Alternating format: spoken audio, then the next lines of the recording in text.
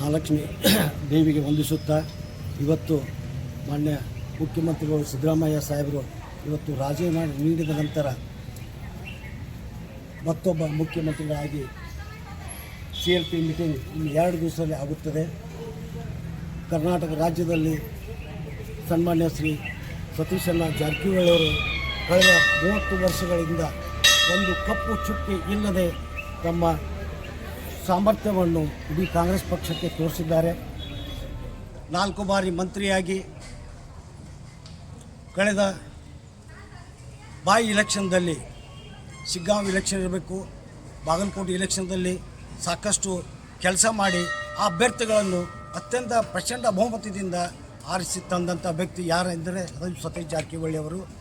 ಬರುವಾಗ ಇನ್ನು ಮುಂದೆ ಹೊಸ ಏನು ಸಚಿವ ಸಂಪುಟದಲ್ಲಿ ಸತೀಶ್ ಜಾರಕಿಹೊಳಿ ಅವರನ್ನು ಲೋಕೋಪಯೋಗಿ ಸಚಿವರನ್ನಾಗಿ ಹಾಗೂ KPCC ಅಧ್ಯಕ್ಷರನ್ನಾಗಿ ಮಾಡಬೇಕು.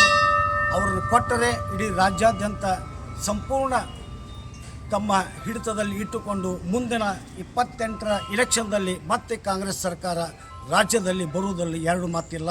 ಅದಕ್ಕೆ KPCC ಅಧ್ಯಕ್ಷರಾಗಿ ಸನ್ಮಾನ್ಯ ಶ್ರೀ ಸತೀಶಣ್ಣ ಜಾರಕಿಹೊಳಿ ಅವರನ್ನೇ ಆರಿಸಿ ಮಾಡಬೇಕು ಅಂಥೇಳಿ ಇವತ್ತು ಭೂವಿ ವಡ್ಡರ ಸಮಾಜದವರು ಮಹಾಲಕ್ಷ್ಮಿ ದೇವಸ್ಥಾನದಲ್ಲಿ ಸಮಾಜ ಬಾಂಧವರು ಎಲ್ಲರೂ ಕೂಡಿ KPCC ಅಧ್ಯಕ್ಷರಾಗಬೇಕು, ಮುಂದೆ ಉನ್ನತ ಹುದ್ದೆಗೆ ಹೋಗಬೇಕು ಅಂಥೇಳಿ ಕೆಲಸ ಅವರು ಭೂವಿ ವಡ್ಡರ ಸಮಾಜದವರು ಎಲ್ಲರೂ ಕೂಡಿ ಇವತ್ತು ಗ್ರಾಮ ದೇವತೆ ಮಹಾಲಕ್ಷ್ಮಿ ದೇವಿಗೆ ಬಂದು ಅವರು ಅಭಿಷೇಕ ಮಾಡಿಸಿ ಮುಂದಿನ ಸತೀಶ್ ಜಾರಕಿಹೊಳಿ ಏಳಿಗೆ ಉನ್ನತ ಮಟ್ಟಕ್ಕೆ ಹೋಗಲತ್ತೆ ಕೆಲಸ ಎಲ್ಲರೂ ಪ್ರಾರ್ಥನೆ ಮಾಡಿದ್ದಾರೆ.